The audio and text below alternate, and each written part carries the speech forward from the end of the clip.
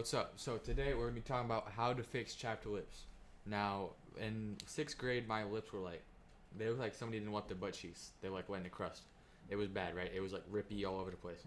Now, the first two things that I did was, or the first and only two things was, get in some Bliss Tex. That's the chapstick I use. It's SPF 15 and it's medicated, so that helps get rid of like cold sores and stuff like that, and like make it more or less chapped.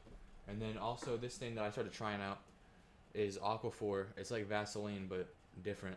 And I just put that on my lips a little bit. Don't do this too often because I noticed that if I used it for like every single day for like a couple weeks, my lips got even more dry.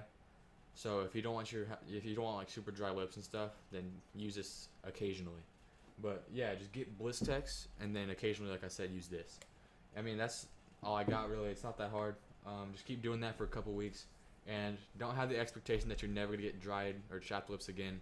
That's always gonna happen at some point, but this will just help you get it less frequently. You know what I'm saying? So yeah, that's all I got. Thanks for watching, and praise God.